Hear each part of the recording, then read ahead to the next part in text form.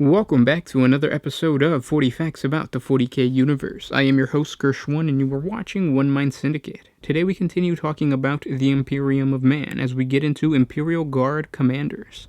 A very surprisingly awesome topic. If you guys have any other requests for topic ideas, please comment down below. We post Warhammer 40K lore videos every single day, so if you're new to the channel, subscribe. We go from things like the daily life of a space marine all the way up to the Bad App War, which we'll finish someday. But again, subscribe if you haven't done so already. But with that said, let's get into 40 facts about Imperial Guard Commanders. An Imperial Guard Commander is an officer of the Imperial Guard who has come up through the rank and file to obtain a position of command within the Guard's strictly regimented hierarchy. Such leaders are neither recruited nor trained into the role. Rather, they are born in the fires of war, their parent being adversity, and their drill instructor necessity. A commander could be any guardsman in a regiment, from a line trooper to a staffer. He could be a skilled warrior, or one more used to polishing the silver in the officer's mess than wielding a lasgun in battle. Fate and the Emperor care little of status, prior service, or any other factor. Rather, when duty calls, those foreordained to rise to the occasion do so regardless, often simply responding to circumstances and unaware of the ramifications of their actions.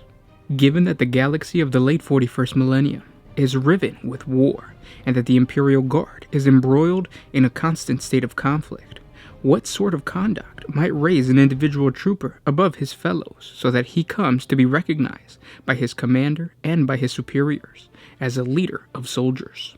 Junior and non-commissioned officers might come to be regarded as exemplars by serving as a continuous inspiration to their troops. When the situation looks desperate and the only alternative to being overrun is to flee and be gunned down by the commissars, it takes a very special individual to inspire the beleaguered troops to stand firm.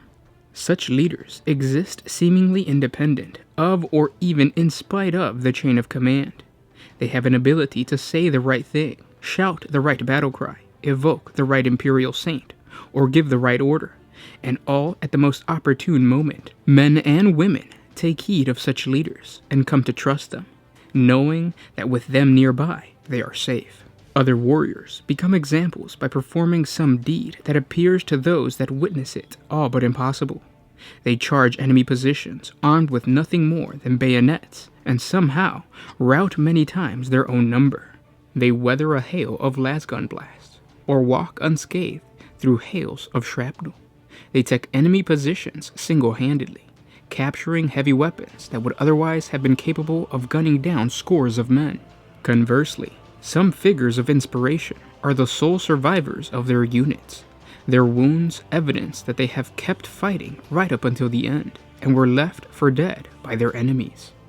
Such heroes are looked to as examples that even when events appear dire, indeed, it is possible for a trooper to do his duty to the Emperor and to be blessed with survival. Of course, regimental commissars are always sure to ascertain that the survivor's wounds were all to the fore, for anything else would lead them to conclude that he was wounded while fleeing and therefore undeserving of any position of recognition. Having been hailed as an archetype for others to follow, the individual might be rewarded for his deeds with all manners of medals, citations, and awards, but in truth, often the most worthy care the least for such things. Most true leaders act in the way that they do out of duty to their comrades and faith in the Emperor, often uncaring or even resentful of the multitudinous layers in between.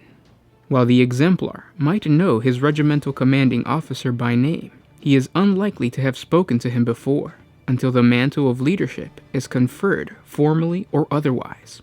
Then the unwilling hero might find himself required to attend parades, where he must carry the regimental banner at the heed of rank upon rank of his fellow troopers. He might be expected to attend the officer's mess as a guest of honor, to dine upon delicacies, the like of which he has never tasted, and to sip wines so rare he could never hope to purchase a single bottle. They are decorated with glittering medals and flowing ribbons, most of which they were unaware of before earning them, and have no wish to wear them in front of their comrades. In short, most such heroes are unwilling ones, their status often used to the advantage of their commanding officers as just another tool to manipulate the troops' morale.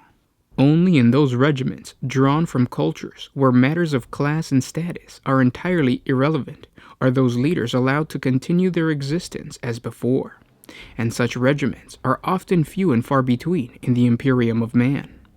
The role of an exemplar to the regiment is prescribed in no departmental Minitorum field manual, nor taught by any drill abbot. Rather, a commander forges his own role, often whether he likes to or not. Sometimes his superiors expect him to perform certain duties by dint of the ribbons and the medals he bears upon his chest. Other times, it is simply the expression of trust in his commander's eye that causes him to behave this way. Simply put, commanders tend to be those individuals who, when placed under extreme pressure, rise to the occasion and exceed their own and often everyone else's expectation. There is rarely any forward planning involved, and so no specific role can easily be ascribed to one labeled as such a paragon. Having been honored, however, certain expectations are often placed upon one's shoulder, most of which are entirely unwelcomed. Those regarded as commanders in the Imperial Guard are often expected to volunteer for the most arduous of duties. Many officers simply assume that this vanguard leader wishes to undertake the duty, and so do not even ask him if he wants to. In other cases, the commander knows that he has no right, neither moral or practical, to turn down any duty he is put forward for, and that is his lot in life to suffer in such a way. Most who earn the status of a hero are possessed of a genuine sense of self-sacrifice, and would therefore far rather they risk their own lives than allow their less skilled or fortunate comrades in arms to perish in their stead. When volunteered by a superior officer, a natural leader such as this might be expected to perform duties that would be the death of lesser men and somehow win through. They are called upon to lead seemingly suicidal infiltration missions, patrol through areas seeded with mines or overrun by predatory fauna, undertake snatch missions to take specific highly ranked enemy commanders prisoners, and a whole raft of equally arduous duties. Most superior officers genuinely believe the individual willing and capable of such missions, but on occasion, a bitter or jealous officer has sent such a natural leader and his comrades on a mission fully intended to do away with him. Perhaps he is resentful of the hero's accomplishments, which make himself appear ineffective and unwilling to take risk. The unofficial, unwritten histories of many Imperial Guard regiments are full of instances where such a mission has returned, battered and bruised but victorious, and the officer responsible for dispatching it has disappeared soon after, or been struck down in a subsequent battle, the enemy that did so never identified. For every hero identified as such by a chest of gold, there must surely be 10, 100, or 1,000 who are never granted a single decoration. These earn the ultimate reward, the abiding respect of their comrades, and a place at the Emperor's side when finally called to take it up. The definition of what constitutes a commander depends very much on the culture from which his regiment is drawn. Though some transcend this and become known far and wide, the guardsmen to understand the power that's inside. The greatest of these might even be granted the status of Imperial Saint, but rarely within their own lifetime, and invariably centuries later, once generations of Adeptus Ministorum hierarchs have researched and debated the matter in great detail.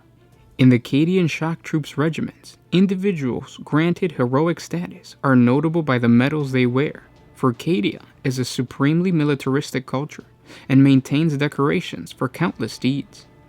By way of contrast, the Catachan jungle fighters both value and reward those who exhibit heroic qualities, but at the same time, they rarely accept any official honors that might be bestowed upon them. Thus, a mighty and charismatic leader who has won many victories, slaughtered many foes, or rescued many of his comrades might decline every promotion offered to him, remaining with his unit, where he himself believes he can best serve. The warriors of the Death Corps of Krieg are notorious for their lack of individual identity, and this carries forward in the regard they show to those that in any other regiment would be regarded as born leaders of their fellow soldiers.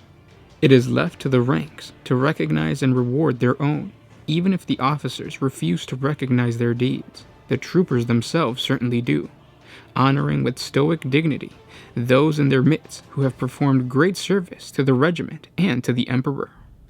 And those were 40 facts about the Imperial Guard Commander. This adds so much fluff and so much awesomeness to the actual commanders that are within your Imperial Guard units. I know Imperial Guard units are very rarely ever taken, and when they are, they're super squishy. You could throw a rock and they will explode, basically. But now with the lore behind them, maybe this will inspire you to play Imperial Guardsmen a little bit more, or at least the Imperial Guard troopers. I haven't checked the 8th edition to see if they're actually a good choice, but more than likely it's always best to bring in tanks. Comment down below if you're an Imperial Guard player, and whether the Imperial Guard units have improved or not. And again, these videos are for you to draw inspiration from the lore and make Warhammer 40K a more fulfilling game. By you adding lore while you're painting, while you're sculpting, or while you're modeling your Imperial Guard regiment, add fluff to your commander. Did he smash through a whole unit of Slaaneshi cultists? Wink wink, nudge nudge. Or did he decapitate the head of a knob and send all the orc boys scurrying away? Add fluff to it and Warhammer 40K becomes a way better game. And of course, comment down below with the story of your Imperial Guard commander. The funnier the better. Can't wait to read that stuff, and if you guys have any other suggestions or requests for topics for videos, please comment down below as well. Don't forget to like, comment, and subscribe. If you like our videos, please hit the little bell button right next to subscribe. It's a notification button. Become part of the notification squad. I'm doing quotations because that's funny. But anyways, hit that little notification button and it really helps us out. Again, sharing on Facebook, Twitter really helps us out. And by you guys doing that, you're allowing us to continue to put out Warhammer 40K content and, of course, add more quality to the content. So again, guys, thank you so much for everybody that does that every single day. And I'll see you tomorrow. This was Gershwin with One Mind Syndicate, signing out.